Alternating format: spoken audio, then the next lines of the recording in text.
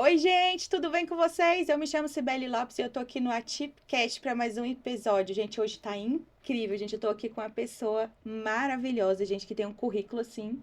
Meu Deus, é de fazer uau mesmo. E eu tô muito honrada com a presença dela, gente. Eu tô aqui com a maravilhosa da Carol, gente. Carol, eu vou ter que ler aqui, gente. Stay Coffee, tá certo, Tá Carol? certo. Tem que perguntar, gente. A Carol, ela é especialista. Meu Deus, é uma musicoterapeuta que tem vários títulos, né, Carol? Uhum. E assim, eu tô muito honrada com a sua presença. Muito obrigada pela sua presença. Eu que agradeço o convite para estar aqui falando sobre um assunto que eu amo. É isso. Obrigada. Obrigada a você. E eu, como vocês já sabem, né, eu vou fazer minha autodescrição, gente. Eu sou uma morena clara. Na verdade, eu descobri, né, na verdade, eu sou negra de pele clara. Né? Tenho um cabelo aqui Chanel, cor escura. Tenho 1,68 m. Estou usando uma blusa, uma roupa, né, da cor vinho. Tá mais pra magenta, né? E no meu fundo tá a cor preta. Você, Carol, quer fazer sua descrição? Sim, eu sou uma mulher negra, cabelos cacheados, mas hoje eles estão presos. Minha roupa, eu tô vestindo a camiseta do Mapa Autismo Brasil, um blazer azul, e o meu fundo também é preto. Uau! Muito obrigada, Carol, mais uma vez pela sua presença. Eu que E agradeço. eu queria só deixar um recadinho para você que está em casa, para você não se esquecer de se inscrever no canal, senão você não vai receber os próximos conteúdos. Então, se inscreve no canal, já deixa seu like aí, já deixa seu comentário também, porque isso vai significar para o YouTube que esse conteúdo é relevante, porque ele é, né? Então, Carol, me conta um pouquinho sobre você. Quem é a Carol? A Carol, assim, por fora dos bastidores, né? Por fora de, assim, tantos títulos. Quem é a Carol? Bom, a Carol é uma menina mulher que adora a vida, eu adoro brincar, eu adoro as coisas leves da vida. Entre jujuba e chocolate, eu sempre vou preferir jujuba. Não sou muito fã de chocolate. Eu também gosto muito de família, né? Então, gosto muito de estar com a minha família. E é isso, amo música, não tem como não amar. E é isso, eu sou muito persistente também, então a Carol é uma pessoa muito persistente e eu gosto muito do meu trabalho. Então, é muito difícil desassociar quem é a Carol do que é o meu trabalho, porque é isso, eu vivo o meu trabalho, né? Então, muitas das coisas do que eu acredito se refletem no meu trabalho. Sim. Então, E me conta uma coisa, como é que a música chegou na sua vida? bom, a nossa família é uma família muito musical por causa dos vínculos religiosos da igreja. Uhum. Então, minha família sempre cantou muito, minha avó, meus tios, meus pais. E dentro da igreja sempre teve essa cultura e eu comecei a tocar violino com 12 anos, comecei a estudar violino com 12 anos e nunca mais parei. Quer dizer, Ai, violino é muito lindo, gente. É ultimamente muito não lindo. tem dado muito tempo, mas eu comecei na área da música com violino, canto coral, e aí eu fui aperfeiçoando, estudando muito, e eu decidi, eu sabia, na verdade, que eu não sou muito boa para dar aula de música, não é uma coisa que me chama a atenção, é tipo, Uhum. nossa, sou apaixonada. Não, não gosto de dar aula. Mas eu percebi que sim, eu posso usar a música para transformar vidas, para desenvolver habilidades, e foi por isso que eu escolhi a musicoterapia. Então, antes de ir para a musicoterapia, eu tocava muito em orquestra, sempre estava tocando na igreja, Uhum. em eventos. E aí eu decidi que eu realmente queria ser musicoterapeuta. Na época, muitas pessoas falaram: o quê? Músico o quê? O que você vai fazer? Por que você vai ser Na verdade, eu musicoterapeuta? percebo que as pessoas ainda não entendem muito a Não. diferença, né? Então, assim, explica pra gente qual a diferença. Bom, aula de música, professor de música vai te ensinar a tocar um instrumento, vai te ensinar o que é um som, o que é uma pausa, o que é uma nota musical, vai te preparar para você tocar um instrumento. Uhum. Já na musicoterapia, nós usamos a música como ferramenta para alcançar objetivos clínicos. Nosso objetivo não é aula de música, não é aprendizado de instrumento, e sim usar a música como um recurso para alcançar os objetivos clínicos traçados para cada um dos pacientes. Então, tem o objetivo de desenvolvimento da linguagem. Ok, eu vou fazer um estudo neurológico de quais são os circuitos, o que está funcionando, tá? É a linguagem receptiva, expressiva, tem contorno melódico que eu preciso trabalhar, o que eu preciso trabalhar? Então, eu faço uma análise antes do que eu preciso trabalhar para eu usar a música de uma forma adequada. Muita gente usa a música de uma forma muito leviana e acha que é porque a música é legal, mas não é assim. Então, nós temos vários casos na literatura e eu tenho vários casos de pacientes que criaram uma resistência com a música por ter sido usada de uma maneira inadequada. Principalmente com crianças, adolescentes e jovens autistas. Eu tive um paciente que ele tinha epilepsia muscogênica e o professor de música achou que não, porque ele ama música. Então, ele tocava e a criança tinha epilepsia durante uma hora, porque determinados sons desencadeavam. Então, achava que, não, ele teve epilepsia porque ele gosta muito da música. Na verdade, não. Então, as pessoas acham que música, qualquer música serve, não precisa ter uma análise. Então, a diferença do musicoterapeuta para o professor de música é essa: a gente faz uma análise específica para propor a música. E é algo muito delicado, né, Carol? Muito. Tem que tomar muito cuidado. Muito. E as pessoas acham que a música todo mundo gosta, então eu vou colocar de qualquer jeito. E não é assim. É igual aquela história, né? De todo mundo canta, é só entrar embaixo do chuveiro, virou o cantor, né? Mas só que quando o assunto é esse, tem que tomar muito cuidado. Quando o assunto é clínico, o olhar, os estudos, o embasamento para aquilo acontecer tem que ser outro. Não um embasamento de educação, ele vai aprender isso. Não, o que essa música, esse estilo musical, isso que eu vou proporcionar para ele vai afetar. Porque é isso, se a gente, no meu caso, né, trabalho com crianças autistas e também na fase de reabilitação neurológica, o que isso afeta o cérebro dessa pessoa e qual que é a resposta que ela vai me dar frente a esse estímulo. Então, se eu não sei o que eu vou colocar e eu acho que qualquer música serve, pode dar muito errado. Meu Deus, sabe? Muito então, delicado. As pessoas acham que é muito simples, vou só colocar música. Ouço música em casa, é musicoterapia. Não. A musicoterapia, para ser musicoterapia, precisa ter um profissional musicoterapeuta. Sim. Um profissional graduado ou especializado. Sim. Então, eu fiz graduação em musicoterapia na UFG, foram 4 anos, integral, então, todos os dias, o dia inteiro. E ainda tem as especializações na área, eu sou especialista na área de musicoterapia neurológica também, eu tenho formação pela ACD. Então, as pessoas acham que... Eu já vi muitas pessoas usando o título de maneira errada. Muita pessoas gente que não usa. são usando. Muita gente E como é que usa. faz com esses casos? Quando a gente vê assim, faz o quê? Tem como denunciar? Então, é porque tá no processo de regulamentação da profissão. Entendi. Mas tem como denunciar pelo exercício legal da profissão. Sim. Porque essa pessoa não tem a responsabilidade. Verdade, é uma profissão da área da saúde e a gente tem que ter responsabilidade. Não é porque fiz uma especialização ou assisti uma aula de integração sensorial que eu vou falar que eu sou terapeuta ocupacional e faço integração sensorial. Não é porque eu estudo análise do comportamento que eu vou, enfim, supervisionar uma equipe que vai trabalhar comportamentos de uma criança autista, sabe? Não é isso. E por que as pessoas fazem isso com a musicoterapia? Só porque é música? Você pode, sim, usar música com pessoas com deficiência. Pode dar aula de música para pessoas com deficiência, mas isso não é musicoterapia. Sim, musicoterapia é o uso da música em ambiente clínico por profissionais que são gabaritados para isso. Né? Então, é bem importante a gente frisar isso para as pessoas não confundirem. Sim. Ou achar que tudo é musicoterapia porque está fazendo dentro de hospital. E fora que também é um curso que não tem em qualquer lugar, né? Não. Não é muito fácil de achar, né? Eu tive que ir para Goiânia, porque na época, em 2009, só tinha musicoterapia na Federal de Goiás. Então, é isso. Tem que estudar numa federal.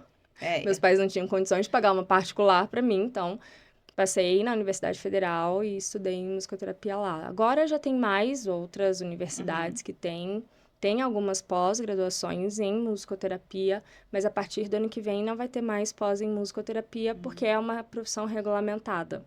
Então, tem um prazo de 2 anos para esse período de regulamentação. Então, quem se formar até, não lembro a data certinha, mas tipo abril do ano que vem, ainda consegue ser pós-graduado em musicoterapia. Depois disso, não vai ter mais pós-graduação em musicoterapia, só graduação. É informação muito importante. E deixa eu te perguntar, quando que você descobriu que você queria usar a música para cuidar de outras pessoas? Quando eu entendi que eu não seria professora de música e nem tocaria em orquestra pro resto da minha vida. Então, eu percebi isso, que tipo, cara, eu não não é o que eu quero fazer da minha vida.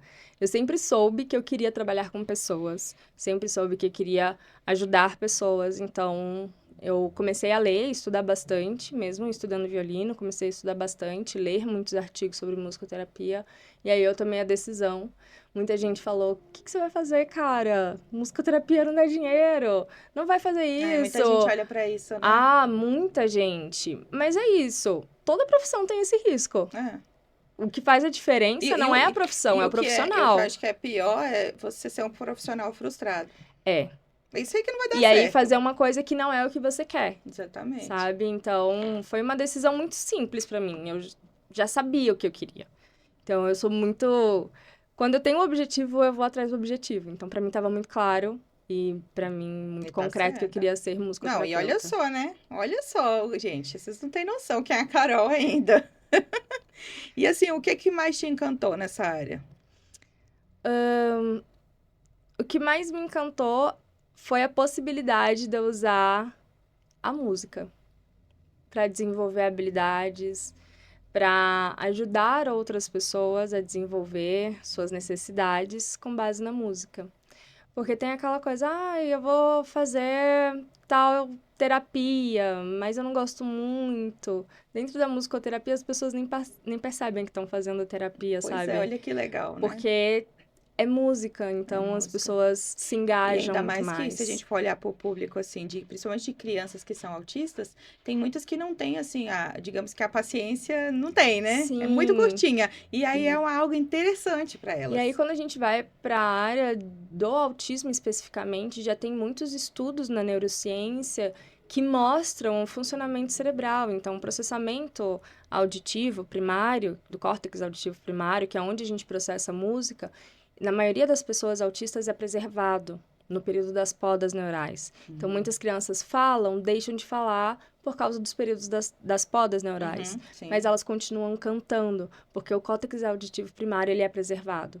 Então, dentro da musicoterapia, a gente usa esses estudos e usa esse conhecimento para ajudar o desenvolvimento da linguagem. A criança canta, mas não fala. Como que eu vou fazer essa ponte? Aconteceu isso com o meu caçula. Eu vou reforçar a parte musical dele, que é onde está preservado e é onde ele consegue se comunicar. Ele vai entender a função da comunicação, ele vai aprender frases funcionais. E depois eu vou tirar a música, porque eu não quero que ele cante todos os dias, o tempo todo, pedindo uma água. Eu quero água. É bonitinho uma vez, duas vezes. Mas da porta para fora, na vida de fato, isso não é funcional. Então, muito do que eu penso na clínica é o que eu vou fazer aqui para ser funcional da porta para fora. O que eu vou ensinar a ele aqui que vai ajudar ele no dia a dia. Sim. No mercado, no parquinho, na escola, para trazer funcionalidade para ele. E não só para ser bonitinho, né? O meu caçula, ele demorou muito para falar. E aí estourou a pandemia no meio, sabe? Enfim, bem nessa fase muito importante para ele, né, dele. Então, a gente teve uma fono que falou, naquele momento que ninguém podia sair de casa, ela falou bem assim, olha, vocês têm que aproveitar que nós também somos cristãos, né, envolvidos com música também, né, meu marido é músico profissional. Ela falou assim, vocês têm que aproveitar que vocês têm a música na veia. O Benjamin, ele está tentando cantar. Só que eu não tinha entendido que ele estava tentando cantar. Ele estava tentando cantar. Então, assim, ele é musical. Então, vocês têm que aproveitar isso e usar a favor dele. Começa a fazer música de tudo em casa. O que não existe música, vocês vão inventar a música. Vocês vão criar. É bem simples, porque ele vai começar a cantar.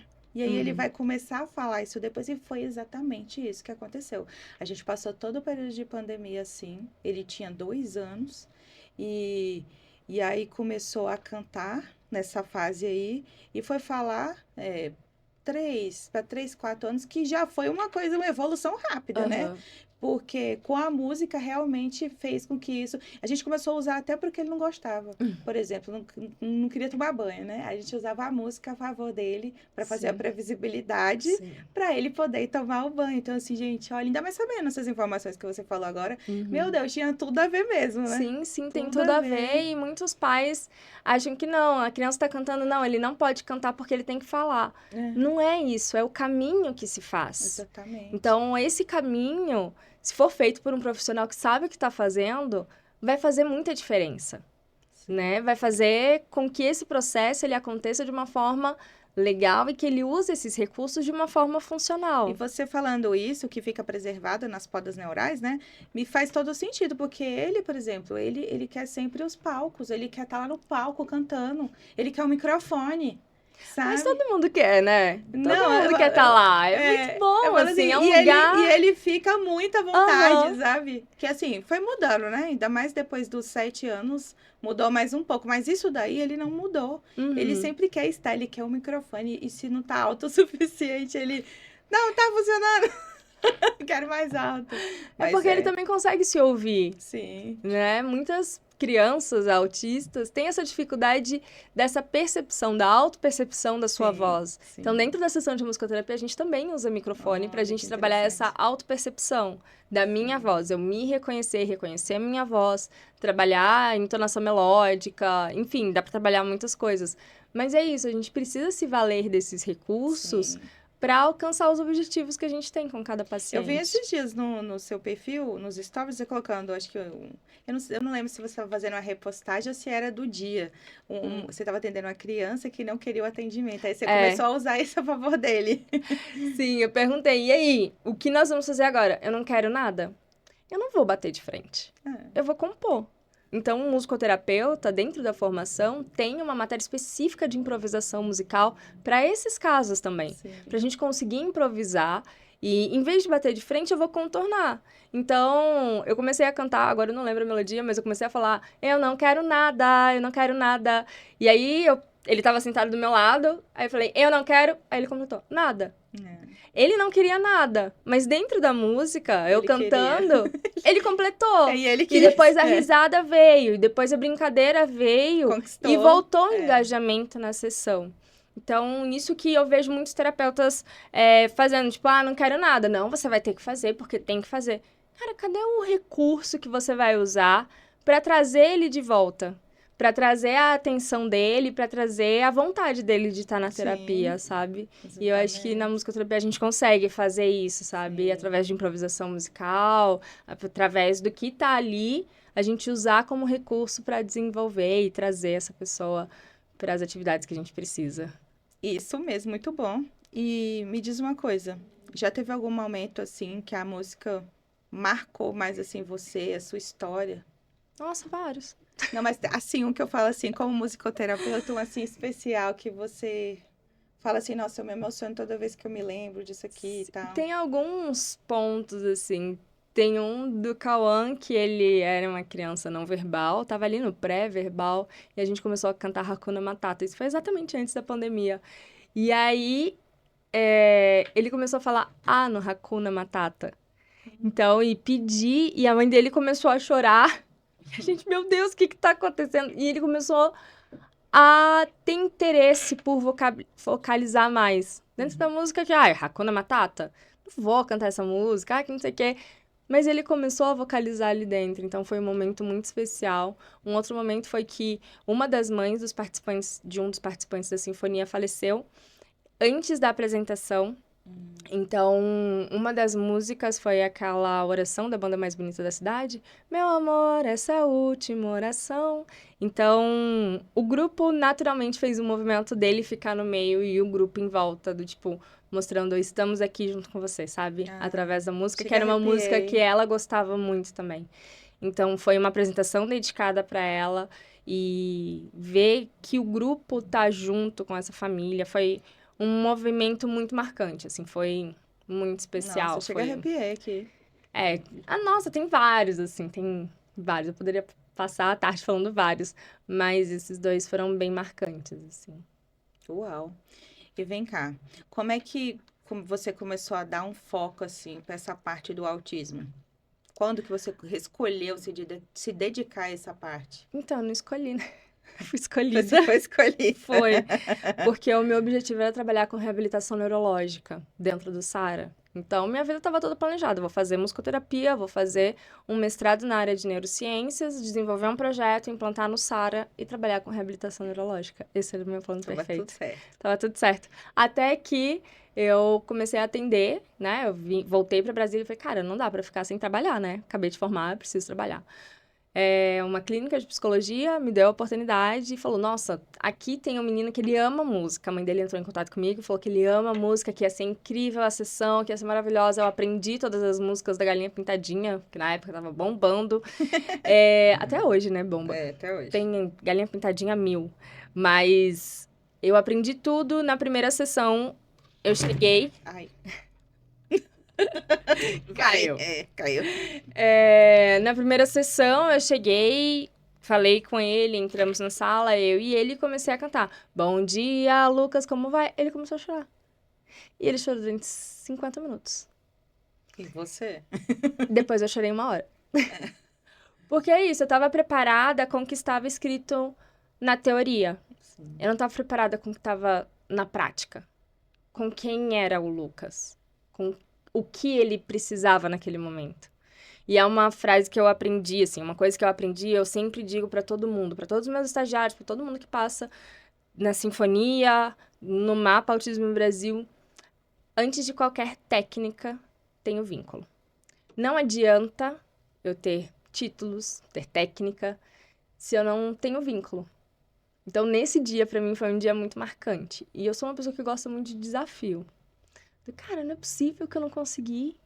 Eu vou entender, eu vou estudar, vou me dedicar para entender. Então, foi muito isso. Foi a partir de uma frustração muito grande que eu falei, cara, eu não sou boa para isso. Frustração e desafio mesmo, E né? desafio. Falei, não, eu vou. E eu dou conta. Esse é o meu desafio e vou estudar muito para conseguir dar conta e entregar o melhor para ele. Então, essa de entender que antes da técnica existe o vínculo mudou muito o meu jeito de atender o Lucas.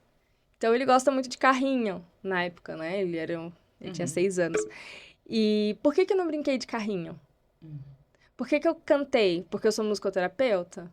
Não, antes de qualquer técnica existe o vínculo. Exatamente. Como que eu vou me vincular com ele? Que conseguir adquirir confiança dele, né? Sim, imagina, uma pessoa estranha chega e começa a cantar do nada, sem me falar nada, que estranho isso, Se a né? gente traduzir isso para nós, adultos, a gente já vai ver que vai, nossa, como assim? Eu vou no atendimento, a pessoa só cantou, nem falou comigo. Tem todo falou sentido. oi, não perguntou, tipo, estranho, né? Então, isso me marcou muito e me trouxe para a área do autismo, que é assim, é um caminho sem volta, né? Exatamente. Não dá. Eu já tentei fugir algumas vezes, já tentei mudar de foco algumas vezes, mas eu percebi que é aqui que eu tenho que estar. Então, eu comecei a me dedicar e aí veio a sinfonia, 10 anos de sinfonia. Fala um pouquinho da sinfonia, por favor. Tá, a sinfonia é um programa que eu desenvolvi em 2015, também de uma outra questão de pessoas autistas têm dificuldade de socialização, por que eu atendo individual? Por que eu só atendo individual? Por que eu não atendo em grupo? Por que ele tem que socializar só comigo? Verdade. Por que não vai socializar com os pares? Por que eu não crio um ambiente terapêutico onde eu consiga trabalhar essas habilidades? Então, foi aí que surgiu a sinfonia. Comecei em 2015, mas era a título de, eu vou tentar fazer, porque na época não tínhamos uma técnica para isso, uma teoria para isso. Muita gente me falou que ia dar errado, muita gente. Eu falei, eu faço, sozinha. Se der errado, eu vou aprender. Então, acabou que deu certo, a gente fez uma apresentação musical em 2015, e foi matéria de Fantástico, 8 minutos na abertura do Fantástico. Eu lembro disso, assim, eu não tinha dimensão do que era ter 8 minutos na abertura do Fantástico. Nossa, meu Deus! Não tinha ideia, e isso mudou muitas coisas. Então, muitas pessoas me ligaram... reconhecimento e tanto. Sim, e não era esse o objetivo. Não tô fazendo isso pra sair no Fantástico, nunca. Até porque eu nunca tinha dado uma entrevista na vida. Eita. Então, foi um processo muito novo pra mim. Eu era muito nova, eu tinha 23, 24 anos. Então, veio todas as demandas de... Olha, você tem que replicar a metodologia, a gente quer fazer aqui, quer fazer ali. Cara, agora eu tenho que escrever. Então, eu sentei e escrevi a metodologia da sinfonia e comecei a replicar em outras cidades também, não só aqui em Brasília, mas em 2016 foi Fortaleza e deu muito certo. Eles atenderam quase 60 famílias, porque a sinfonia tem um atendimento clínico de musicoterapia e tem um acompanhamento psicológico para os pais, simultâneo. Então, enquanto as crianças estão em terapia, os pais também estão. Muito bom. Porque é isso, não adianta se a família não estiver junto. Exatamente. Se a gente não abraçar a família. Então, deu muito certo em Fortaleza, continuamos aqui em Brasília, Fizemos várias apresentações aqui, e aí deslanchou, comecei a replicar em várias outras cidades. Então, teve Patinga, teve Belo Horizonte, Goiânia, Novo Hamburgo, no Rio Grande do Sul, Porto Alegre, onde mais? São Luís do Maranhão. Teve também Barcelona e São Francisco, na Califórnia, mas os Uau. dois não foram porque foi na época da pandemia. Então, a pandemia fechou tudo. Então, tava tudo pronto pra gente começar, fechou tudo. Então, a gente não deu seguimento nesses outros lugares. Mas aqui foi muito legal, assim, fazer a metodologia ser replicada. E nisso, a gente ganhou o Prêmio de Tecnologia Social da Fundação do Banco do Brasil, que foi uma chancela muito maior, né? Que é isso, você vê, uma mulher negra, na verdade, uma menina que ninguém me dava moral, tipo, nossa, chega essa menina, porque toda como assim? reunião De onde que eu você chegava, veio? toda reunião que eu chegava, as pessoas achavam, nossa, mas eu imaginava uma senhora. Gente, pelo tamanho do currículo da Carol, é verdade. Não, as pessoas imaginavam chegar uma senhora já aposentada que estava fazendo. E isso chocou, assim, um pouco as pessoas. Então, ter a chancela do Banco do Brasil ajudou muito. Falar, tipo, olha, é um trabalho sério. Não é porque é música que é bagunça. Aí é um trabalho sério. Então, a gente tem vários medidores de impacto de crianças que tiveram uma permanência muito maior em ambientes sociais por causa da sensibilização sonora musical feita dentro da sinfonia. Então, esses parâmetros a gente vai avaliando ao longo dos anos. E é isso, sempre vai melhorando. Cada sinfonia é uma sinfonia nova. Tem lá a linha condutora, mas é uma sinfonia nova. Cada pessoa que vem para replicar é uma coisa diferente, sabe? Então, tá sempre em movimento. É uma das coisas que eu mais gosto na sinfonia. Tá sempre em movimento, nunca é a mesma, sabe? Então... E é isso, são 10 anos de história. Uau. 10 anos. Esse ano Tô a gente completa admirada. 10 anos. E deixa eu te perguntar. Quando a gente fala de autismo e comunicação, o que você considera que é mais urgente hoje em dia? A criança saber se comunicar e a sociedade estar preparada para receber essa comunicação. Porque às vezes a gente acha que comunicar é só falar. E esquece dos vários outros tipos de comunicação. Que olhar é uma comunicação, que o gestual é uma comunicação, que existe comunicação aumentativa através do tablet, trocas de figurinhas. Então, eu acho que é urgente a gente trabalhar isso. Então, muitos pais esperam, não, meu filho vai falar, eu não vou colocar outro tipo de comunicação, de suporte para ele. Não esperem. Verdade. Coloquem outro tipo de comunicação. Porque vai até ajudar, Vai estimular. Exato, vai ajudar, vai agregar. Sim. Não é que um vai atrapalhar o outro, não é uma concorrência. Toda comunicação o que eu é percebo válida. que eles têm medo é de repente usar, vamos supor, usar isso aqui, vai ficar para sempre usando isso aqui, vai parar de falar. E não, é o contrário. Não, é o contrário. Um dá suporte pro outro. E é isso, enquanto não E tem... até aumenta o repertório, né, de Sim, palavras. enquanto não tem a linguagem verbal, usa a comunicação aumentativa, Sim. usa carta, usa leitura, dá apontar, de pegar. Sim. Isso é comunicação. E é o que muita gente não entende. Então, também existe o outro lado, de capacitar e falar para a sociedade que, sim, existe comunicação de várias formas possíveis. Não existe só a comunicação verbal. E a gente precisa validar isso. Porque as pessoas autistas hoje são crianças, mas daqui a pouco adolescentes, jovens, Exatamente, adultos, estão no mercado de exatamente. trabalho. E eles vão deixar de entrar no mercado de trabalho só porque o empregador não consegue entender esse tipo de linguagem dele. Então, eu acho que é um caminho que tem esses dois lados, né? As famílias entenderem que é importante se comunicar, independente da comunicação verbal. E, do outro lado, a sociedade entender que não existe apenas um tipo de comunicação. Isso. E que isso precisa ser validado. Sim. Sabe? Não é, não, é porque é estranho. Não, é um tipo de comunicação. É um tipo de linguagem que precisa ser validado. Então, isso as pessoas precisam entender. É verdade. E agora eu queria falar um pouquinho com você sobre o MAB, né? Como é que nasceu o Mapa Autismo Brasil? Me conta um pouquinho desse início, como é que surgiu, como é que foi? Bom, o Mapa Autismo Brasil, ele surgiu em 2021. Ao longo desse tempo da sinfonia, quando eu apresentava o projeto para possíveis patrocinadores, sempre perguntavam, tá, você atende 50 famílias, o que isso representa no universo de pessoas autistas da sua cidade? Eles precisam só de musicoterapia?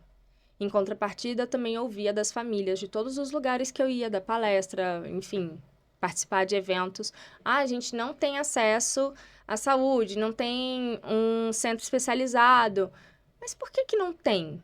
Se tem famílias articuladas, organizações organizadas, que fazem mobilizações, o que que falta para isso acontecer? Dados. A gente sabe o que é o transtorno do espectro autista. A gente não sabe os impactos sociais do autismo. A gente não sabe quanto custa. A gente não sabe quais são as necessidades reais da pessoa autista. Então, em 2021, dentro de uma formação de negócios de impacto, eu comecei a desenhar o que hoje é um mapa Autismo Brasil. Entender quais são as causas e quais são os efeitos de não se ter dados oficiais sobre o autismo. E eu sempre fiquei me perguntando, cara, por que que as pessoas não fazem? Hoje eu entendo que é muito difícil. Ai, meu Deus, eu tô... E, Bati a mão aqui. e aí eu comecei a desenvolver, em 2021, eu passei o ano inteiro escrevendo o Mapa Autismo Brasil e estudando e percebendo como desenvolver isso. Em 2022 eu chamei um grupo de pesquisadores, alguns pais da sinfonia, alguns que já eram voluntários e outros que vieram porque gostaram da ideia. Então, em 2022 eram 17 pesquisadores e a gente desenvolveu o que era, né, o formulário de perguntas. Eu já tinha desenhado quais eram, mas eu acho que é isso, assim, essa construção coletiva é o que faz a diferença. Sim. Eu posso ter tido a ideia, mas esse movimento do Mapa Autismo Brasil é o que mais importa, sabe? Do coletivo, de pais pensando, de pessoas autistas pensando e certeza. pesquisadores pensando juntos. Então, a gente aplicou a pesquisa aqui no Distrito Federal em 2023. Foi um sucesso, porque a gente teve mais números de respostas do que a gente precisava para validar a metodologia da pesquisa. Então, a gente também conseguiu começar a entender qual era o comportamento da população, o perfil da população. Claro, erramos em muitas coisas, mas foi essencial para a gente melhorar agora para o nacional, sabe? Sim. Foi um teste muito bom e que já desse teste vieram vários desdobramentos. Um deles foi a inserção do tema da escassez de dados sobre autismo para subsidiar políticas públicas na RENED, que é a Rede Nacional de Evidências em Direitos Humanos do Ministério de Direitos Humanos. Porque isso não era pauta. Nossa. As pessoas não falam sobre isso. Então, isso entrou. Tinha que estar falando sobre isso há bastante tempo. Então, os dados do MAB de 2023 ajudaram o procurador Nicolau Dino a subsidiar uma carta que ele fez para a ANS. Desenvolvemos 5 trabalhos científicos que foram aprovados no INSAR, que é o maior congresso internacional de pesquisa em autismo. Então, as maiores pesquisas do mundo de autismo estão lá. E eles aprovaram 5 trabalhos nossos com base nos dados daqui de 2023. Então, tiveram vários desdobramentos só desse piloto.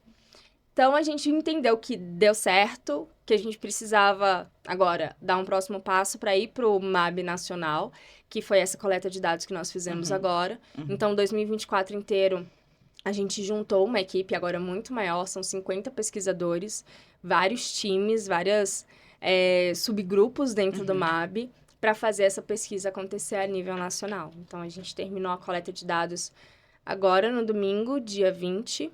Então, foi muito mais do que a gente estava imaginando de respostas. Alguns estados foi bem menos do que a gente estava precisando, mas mesmo assim, ainda é válido a nível de pesquisa para a gente entender o porquê que não tiveram tantas respostas. Exatamente, até por isso, né? Por que não teve tanto? Então, região norte, nordeste, alguns estados tiveram pouca adesão.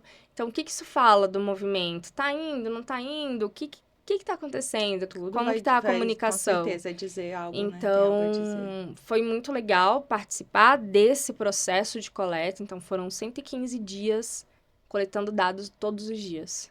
E mudando estratégias e pensando e acompanhando simultaneamente os dados entrando, a gente analisa, olha, tem que ir por esse caminho. O dado entra, a gente analisa, tem que fazer tal ação.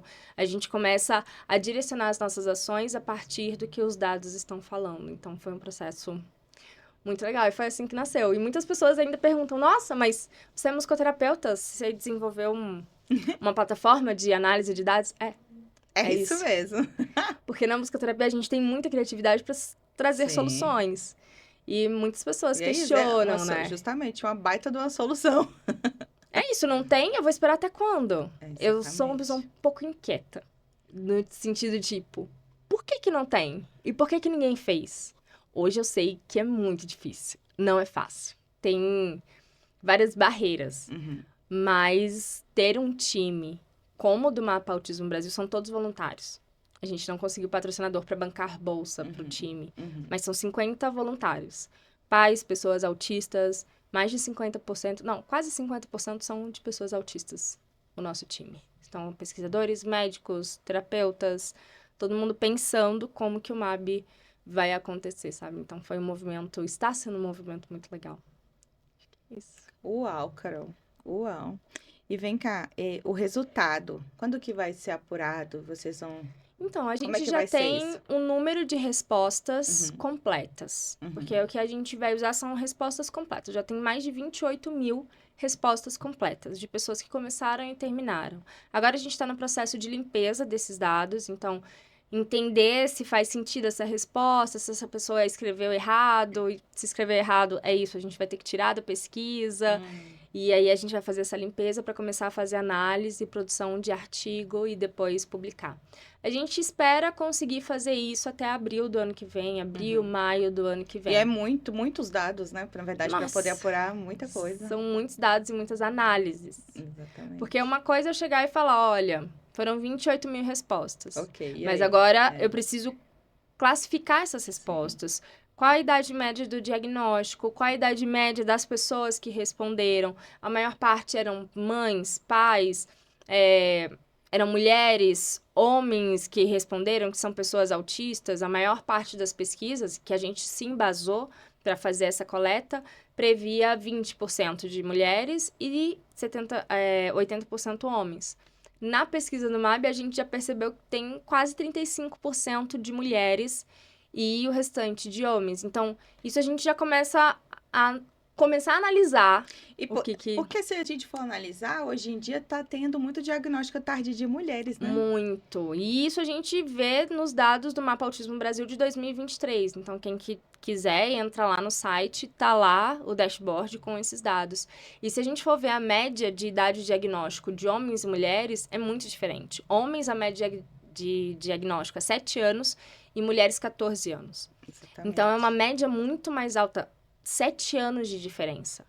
Por quê? Porque mulheres não são acreditadas, tem várias questões culturais de, porque ela tá na Sim. TPM, é porque ela tá com raiva, é porque, enfim, Porque ela é brava porque ela é mesmo, brava, porque ela é estressada, isso e aquilo, começam a colocar geniosa e tudo mais. várias barreiras culturais e atitudinais para que essa mulher consiga ter o diagnóstico. Então, a gente vê essa diferença, E é acaba que claro. sempre está aliado à ansiedade, né, também. Ansiedade e depressão. A Ansiedade e gente depressão, viu exatamente. também, tem dados sobre comorbidade. Então, comorbidade é TDAH, ansiedade e depressão. Então, nessa ordem. Então, as pessoas confundem muito, né? E as mulheres fazem muito mais masking, Sim, conseguem aprender habilidades sociais muito mais rápido. exatamente. E a gente começa a refletir que o diagnóstico de autismo foi elaborado por homens para homens. Não foi uma mulher que elaborou o diagnóstico de autismo. E nem olhou para isso, né? Exato. Então, assim, para as pessoas, para o público entender o que quer dizer essa informação de que agora a gente tem dados aqui do nosso país que estão sendo apurados e tal. O que significa isso para o público lá entender? Isso quer dizer que agora a gente tem, além das histórias das famílias, dados, números para dar suporte a isso. E juntando esses dois, é possível o desenvolvimento de novas políticas públicas, é possível solicitar a melhora de serviços de saúde ou trazer uma inovação na área, sei lá, de alimentos, de vestuário, que não foi pensado antes porque não tinha dados. Se você não tem dados, você não consegue fazer uma E sempre análise. usava o dos Estados Unidos, né? Sempre dos Estados Unidos. A gente tem uma população muito diferente dos Estados Unidos. Exatamente. Muito. Totalmente oposto. Mas alguns pontos se parecem. Uhum. Nos Estados Unidos, quando eles começaram a fazer os levantamentos deles, eles perceberam que tinha um baixo índice de pessoas negras, na verdade, não brancas, que eles chamam, né? Dentro da pesquisa. E aí eles começaram a fazer políticas públicas, observar melhor essa população. E hoje, no último estudo que eles fizeram, já está quase 50-50 o número de pessoas não brancas e pessoas brancas. Então, que eles contam como os hispanos, pessoas Sim. negras e outras populações. Então, tá quase 50-50. Mas foi 20 anos de história Nossa, para conseguir mudar uma realidade. Sim. Porque existem pessoas negras, indígenas, pessoas autistas negras, indígenas, de outras nacionalidades, de outras raças e que não são vistas. O IBGE soltou agora os dados que ele coletou, a maior parte dos respondentes, meninos brancos. Faixa etária de 5 a 7 anos. Então, isso é um padrão nosso, mas que pode ser mudado se houver acesso. Então, quando a gente olha para esses números, você começa a ter vários insights. E eu acho que o mais poderoso do MAB não é o número em si, e sim um insight. O que eu posso ver a partir desses números? Qual é a lacuna? O que não está dito aqui?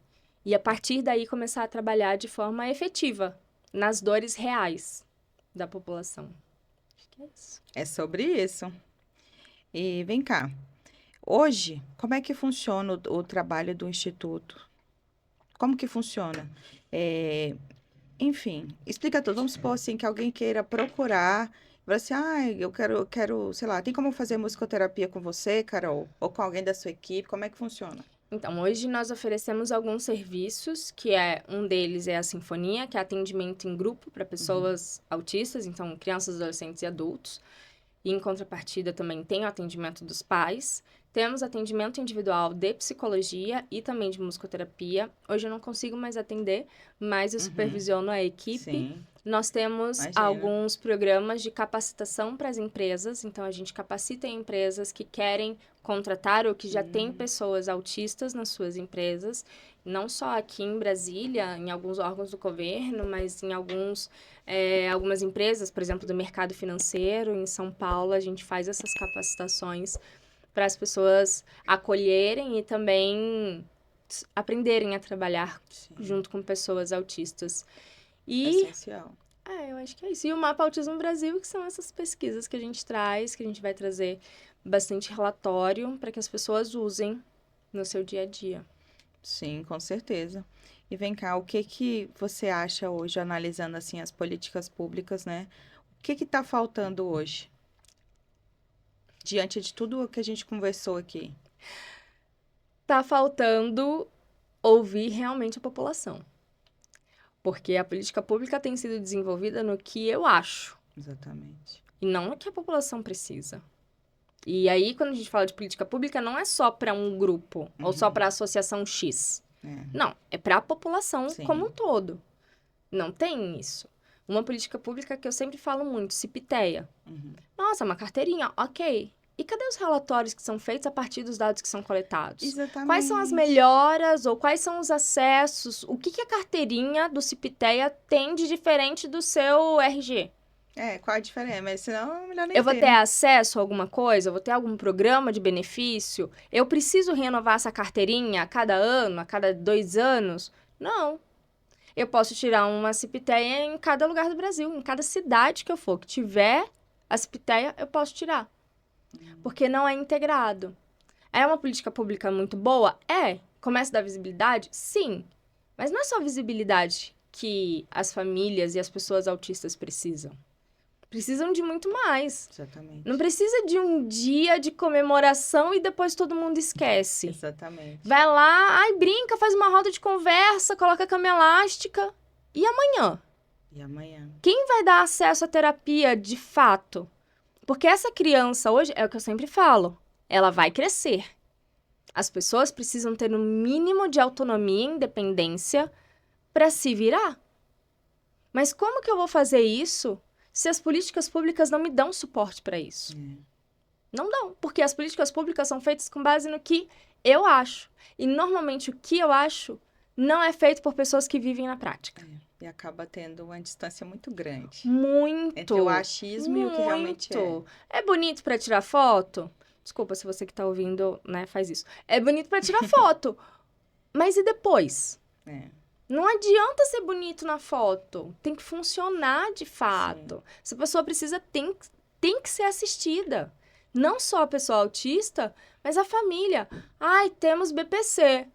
Ótimo, mas quem pode acessar o BPC?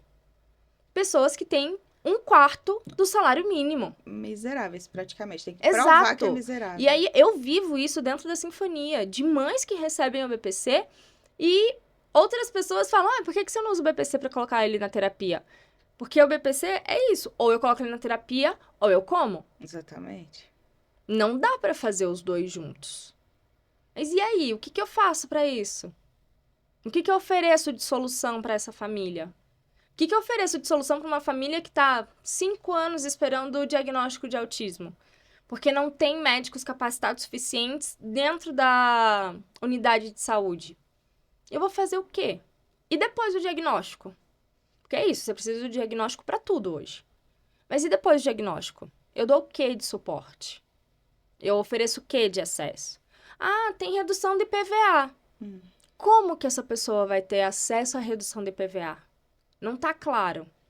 Não As tá pessoas claro não e não é sabem. tão simples assim. Não é simples. E a maioria das coisas você tem que praticamente brigar na justiça Tem pra que você brigar. conseguir. Por que a pessoa que já está vivendo uma situação de vulnerabilidade social, porque sim, independente da sua renda familiar, o autismo traz vulnerabilidade social. Sim.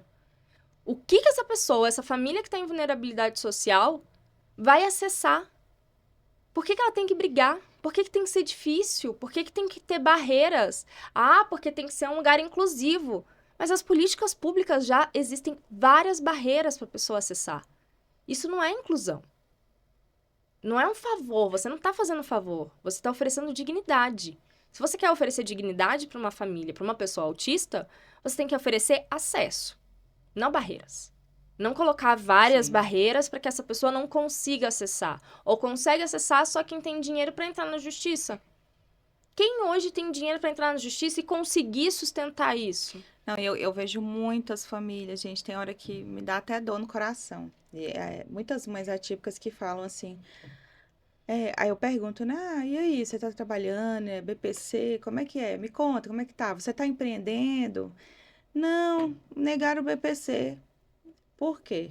Gente, o pior é quando eu ouço a resposta, que a resposta é algo que não deveria ter sido negado, que provavelmente foi o erro de quem avaliou o pedido, que considerou que não é uma deficiência, porque tá lá, de repente, sei lá, nível 1 de suporte, autista. E eu, não, tá errado.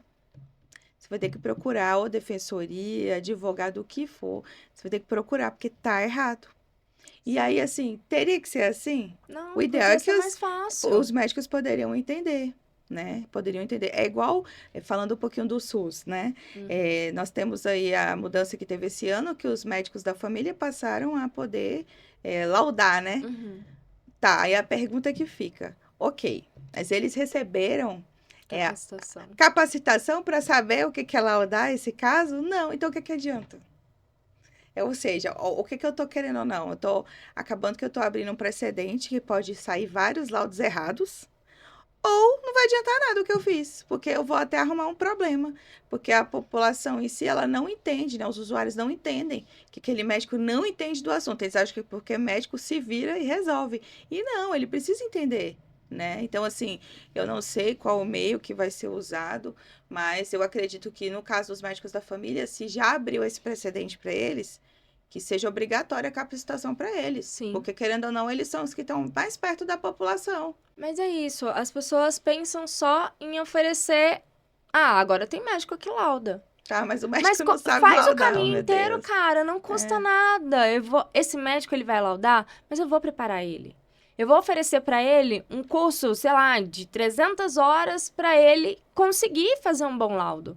Porque não adianta ele poder laudar e ele não laudar. Exatamente. Porque ele pode não laudar, porque ele pode não se sentir preparado. Exatamente. Mas o médico da família pode. Se ele não está preparado, ele não vai laudar. E ele não deve. Vai não laudar errado. Não deve, não vai. Então, é isso. A política pública que tem é boa, mas não é completa. A pessoa que faz a política pública não pensou do começo ao fim. Tem que pensar o processo todo. E eu falo muito isso também do IBGE. Todo mundo, quero! Autismo no IBGE, no censo. Ninguém conhece o censo. Tava todo mundo lá gritando, daqui 10 anos a gente vai ter esse dado de novo. 10 anos. Nossa. 10 anos é anos. muita coisa. Cara, e eu fiquei pensando, falei, eu não vou esperar 10 anos. Não tem como você esperar 10 anos para ter dados sobre autismo. É uma 10 política anos, pública? muito É tempo. uma lei? É uma lei. Mas, é porque a população pediu. Às vezes a população pede e não sabe que pede. Porque ninguém lê. Exatamente. Hoje Não, ninguém não lê. leem. Porque se as pessoas lessem o que tá escrito... E o entendimento, a maioria das vezes, é equivocado. Tipo, coloca... Gente, não, tem outras pesquisas que o governo faz que são a cada 2 anos. Por que não colocar nessas pesquisas? Sim. Não, porque o censo tem impacto. Pra quem? Né? É bonito? Tá lá. O pessoal foi lá e tirou foto. Mas e na prática? O que eu vou fazer daqui 10 anos? Durante 10 anos eu vou ficar falar que a parada. população é 2,4 milhões de pessoas. Com uma crescente que eu vejo no mundo inteiro. 10 anos é muito 10 longe, anos realmente. falando Muito distante. 2,4 milhões de pessoas, porque é o dado que a gente vai ter durante 10 anos. Já deve ter ultrapassado há muito tempo. Muito tempo, mas as pessoas não pensam. E vem cá, Carol, o que você aprendeu ao longo desses anos, né? Ouvindo essas famílias? Eu aprendi que não é uma jornada fácil, mas é uma jornada recheada de amor. Sentar do lado de uma mãe ou de um pai é você entender que não existe limite pro amor. Que não existe limite pra luta diária. Que não existe limite pra você querer oferecer o melhor pro seu filho. Isso eu aprendi. Eu falo pras mães, se um dia eu for mãe, se eu conseguir ser mãe um dia, eu quero ser a metade do que vocês são. Porque é transformador e é inspirador. Porque eu não sou mãe ainda. Eu não sei o que é isso. Mas eu aprendo muito com as mães e com as famílias que não medem esforços. Para muitas famílias que a gente atende, a sinfonia é a única terapia. Mas essas famílias pegam 3 ônibus para chegar na sinfonia. Se isso não é amor, se isso não é entrega, se isso não é uma busca incessante pro melhor pro filho, eu não sei o que é. Exatamente. Então, isso foi um grande aprendizado. Outro aprendizado foi valorizar pequenas coisas. Que a gente acha que, nossa, tem que fazer uma grande conquista para valorizar, tem que formar em medicina para valorizar. No meu consultório, quando meu paciente fala para mim eu ganho o mundo. Pra mim eu falei, pronto, já posso ir embora. Já fiz uma parte incrível. Ele começou a falar um A, ou ele sentou e olhou, ou ele repetiu. Sabe, essas pequenas conquistas que muitas Sim. pessoas falam, nossa, mas ele só falou um A. Era só isso. Ele tinha que estar falando a frase inteira. Mas você sabe quanto custou para falar o A? Exatamente. Você sabe o quanto custou para ele sentar, para ele olhar, para ele dormir, Coisas ou para ele bem abraçar? simples, Que são coisas simples e que a gente não valoriza. Exatamente. Porque a gente tá sempre pensando em coisas grandes. Grandes shows, grandes viagens, grandes. E trabalhar com autismo inverteu muito, assim. Eu, por muitos anos, toquei em orquestra. Então, pra mim, ser solista, ser um grande músico, tocar isso. Mas com o meu paciente, quando ele faz um dó, ré, ele canta isso, pra mim já faz muita diferença, sabe? Com certeza. Então, isso foi um grande aprendizado e que eu levo pra tudo. E celebrar essas pequenas vitórias, né? De tipo, cara, é um A, mas é o melhor A que ele pode dar naquele momento e isso tem que ser valorizado. E que a gente não valoriza, porque a gente espera grandes coisas. E eu acho que a beleza da vida tá nessas pequenas coisas, sabe? E foi com pessoas autistas que eu aprendi isso. Eu aprendo muito lá em casa, sabe? Principalmente com o caçula. E ele já acostumou já, que esse negócio da gente estar sempre celebrando. Ele mesmo faz, ele começa a celebração dele com cada conquista. E realmente, gente, isso não tem nem como explicar, né? Sim. O tamanho da preciosidade que é isso. Sim. E o tamanho, assim, do ensino que isso traz, né? Não Sim. tem como a gente quantificar. É algo, assim, que transcende a alma, não tem como Sim. dizer. É muito forte. E me diz uma coisa, como é que é ser uma mulher cientista e artista no Brasil? É difícil. Que são muitas camadas, as pessoas duvidam muito. Esse final de semana eu passei por algumas experiências de pessoas que... Foi você mesmo que desenvolveu o MAB? Falei, sim. Mas você é musicoterapeuta. Como se isso impedisse, né? Tipo, você não tá no mestrado, você não tá no doutorado. Como que você desenvolveu isso? Como se a única forma de fazer ciência ou de fazer a diferença fosse estar na academia. E isso é uma coisa que eu falo para todo mundo, você não precisa estar lá para começar a fazer a diferença no seu dia a dia. Exatamente. Você não precisa ser o melhor, você precisa querer e estudar, e ler, e sensibilizar, e entender qual é a solução que você vai trazer e qual é o problema que você vai resolver. Porque hoje em dia as pessoas acham que, vou desenvolver uma solução porque eu acho que é legal. Não, a solução que você tem que desenvolver tem que ser a partir da dor de uma comunidade. Você tem que fazer uma leitura do que precisa ser feito. Fazer mais do mesmo, qualquer um faz. Replicar, sei lá, um modelo, qualquer um faz. Mas agora, como que eu posso pensar fora da caixinha? Tá, eu já penso fora da caixinha porque eu já sou musicoterapeuta. Tive que me reinventar milhões de vezes. Agora, como pensar fora da caixinha, sendo uma mulher, trabalhando na área da ciência, fazendo coisas diferentes? É muita terapia. Eu falo que tem que ter muita terapia em dia para dar conta. Porque a gente é muito questionado. Ser mulher não é fácil, ser uma mulher negra não é fácil. Tá falando sobre ciência num lugar onde, historicamente, foi preenchido e sempre é preenchido por homens brancos e que têm acessos que eu nunca tive na minha vida, não que seja uma competição, mas acaba que coloca em xeque ou duvidam da sua capacidade. E eu acho que é isso, não tem porquê a pessoa limitar a capacidade do outro por causa de títulos ou por causa do que eu acho que é melhor. E eu falo isso também para os meus estagiários. Não limite o potencial do outro com base no que você acha que é o ideal. Que é isso. Eu acho que ele nunca vai falar. Com base em quê? Você não sabe. Você não sabe. Você não sabe. E aí, estudar neurociências é fantástico, porque é isso. O cérebro é um lugar onde tem milhões de possibilidades. E por que que eu vou limitar o potencial do outro? Por que que eu vou questionar o potencial do outro? Na verdade, eu preciso criar meios e abrir espaços para que esse outro se desenvolva. E eu acho que é isso, assim. Ser mulher, estar nesse lugar, é também abrir espaço para outras mulheres.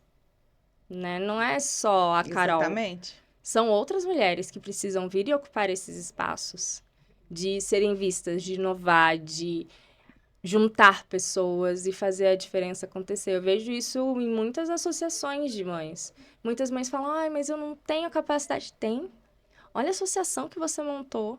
Olha tudo que você fez. A sabedoria está na prática. E não só na teoria de livros. Está no dia a dia. E você está fazendo o seu melhor do jeito que você pode. Sabe? Então, eu acho que é isso. Você também começar a empoderar outras mulheres. Uma puxa a outra. É o que eu sempre falo. Exatamente. E vem cá.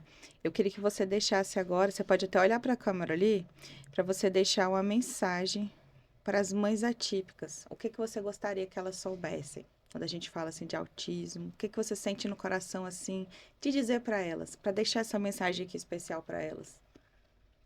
Estamos juntas. Acho que é isso. Não... Às vezes é muito solitário. Sim. É uma caminhada muito solitária. De muitas exclusões. Sim. Às vezes invisíveis. Mas é isso que acontece. Então é isso, a gente tá junto. O que tem que fazer? Vamos fazer. Não sei fazer? Ok, mas eu vou procurar alguém que sabe fazer. Exatamente. Então, eu acho que é isso. Estamos juntas e não desista. E, Carol, que palavra resume seu propósito hoje?